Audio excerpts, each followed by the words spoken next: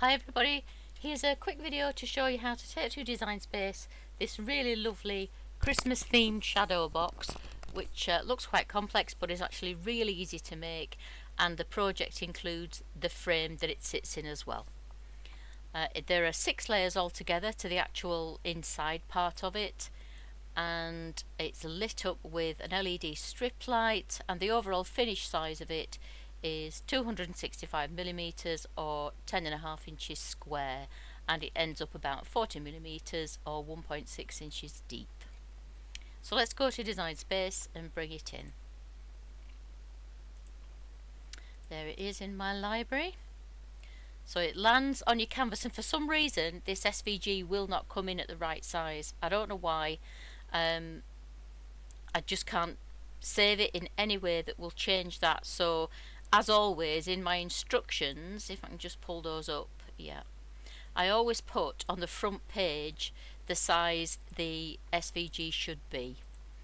So if there's any doubt, anytime you're making one, you can just check this size and make sure it's right in Design Space. So this file should be 63.58 centimeters wide, and you've got it in inches there if you need it. So just select it, go to your width menu, type in 63.58 and hit return, and it automatically sets the height to the correct size. So I'll just zoom in a tiny little bit.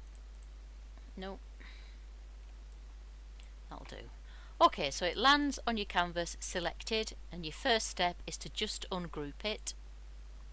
Then click on that second group down in your layers panel over here on the right hand side. That's all the cut pieces. Just ungroup it again, and then select that top group, which is where the lines that need converting to scores live. Go to your operations menu, choose score from the drop down, and you can see that they've been converted now, and because there's more than one set, we need to ungroup those as well. Next, we need to attach the scores to those pieces, so just click on canvas somewhere near, drag a box to enclose it, and attach, which for me on the desktop version for PC is at the bottom of the layers panel. That's one wall and another one. So those are the frame walls, and obviously a frame is square, so we need 4 walls. The instructions do tell you to duplicate it so that you've got one of each. I did Control D on my keyboard there. Duplicate is here at the top of your layers panel. It's that square symbol. I think that's, oh no, this is the greeting for the front. So even though it's grouped and it looks okay, as you do with all text, you need to attach it, otherwise it will jumble it all up when you hit make it. The layers will sort themselves out, as we'll see in a second, so we'll just hit make it and see where we are. This whole project can be cut from 12 by 12 material on the standard mat. So that is the bottom layer of the shadow box. I can just go back to the instructions that I'm still working on just now. I need the video up there for the link for the instructions.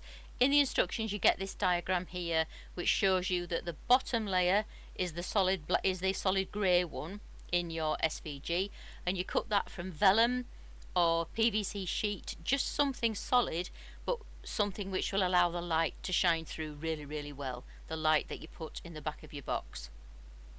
Your next layer, layer 2, is the sky. Then you've got the top trees layer, then the layer with the church on, then the layer with the big house, and finally the layer with the robin at the front. So this is the solid back layer, layer number 1. So we're going to choose 12 by 12 there, and I cut mine from a PVC sheet, so it lets the lights really shine through, so that the stars in the sky look really sparkly. That's what I wanted to happen. This is what you're going to cut, probably, if you want to make it like mine, from white card, 300 grams, something like that ideally. That is the glass, if you want to call it that, that goes in the front of the frame. And even though I'm choosing the standard mat and 12 by 12, I can't find PVC sheets in 12 by 12, so I use A3 ones, which I buy on Amazon. They're actually binder sheets, you know, that you might use to put a booklet together with. They're really quite cheap. I use 230 micron ones. They're lovely and thick. crystal clear and nice and shiny. They clean up really well with a little bit of isopropyl alcohol, so they look really lovely and glassy once they're in your frame. That is the tiny piece that I would cut from HTV. I really like using HTV on card. It's super easy to cut, it weeds like a dream, and because your carrier sheet is completely transparent, you can see through it and get it absolutely straight on the thing that you're applying it to, and it leaves no adhesive behind. You only need a tiny bit of pressure and heat to make it stick to card, and all the adhesive around the vinyl disappears, and you don't get any pulling up on the card like you might do if you use permanent vinyl and a transfer sheet. You don't have to cut it. You might have one of these die cut greetings that you put on, or you could even, if you wanted to, put that top layer through print then cut, and then decorate that bottom corner. If we just go back, you could decorate that in a completely different way and include some wording, just whatever you want to do. If you do print then cut and use the frame, the whole project at the size I've done it, you'd need to do that on A3 or tabloid. And then that's the sky, which I cut from navy blue card. And then these are the frames, which I also cut from navy blue, so you might, no, they'd only go on one sheet anyway, so it doesn't matter. So again, 12 by 12, you need one piece of 12 by 12 for each side of the frame, and then one for the back. So all cut on the standard mat, which is nice. I don't think you couldn't squeeze them up and put them on A3 anyway, so no, there's no benefit to having a longer mat or larger paper for these. You probably would get those from A3, the walls of the frame, you'd get 2 of those on A3, I think. Yeah, you would, definitely, for sure. But otherwise, you're looking at 1, 2, 3, 4, 6 sheets of 12 by 12 for the layered image inside, tiny scrap of HTV for the wording on the front, and then for the actual frame, 1, 2, 3, 4, 5 sheets of 12 by 12, and then another piece for the acetate window in the front. With this download you get a PDF of very detailed instructions showing you how to assemble it all, and lots of recommendations there and links to the actual materials I use, so even if you can't find them in the place you are, I know we all have different suppliers, don't we, all over the world, at least you'll be able to see from the listing that I send you to exactly what it is and find the equivalent that you can get hold of. If you've got any questions when you come to cut or assemble this, please don't hesitate to get in touch.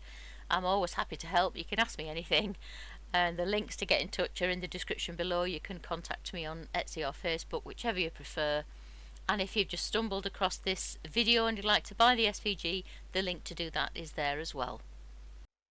Don't forget, if you're purchasing 3 or more SVG files at one time from the Tanglecrafts Studio Etsy shop, the link is in the description, you can use the 30 for 3 discount code to get 30% off your total purchase.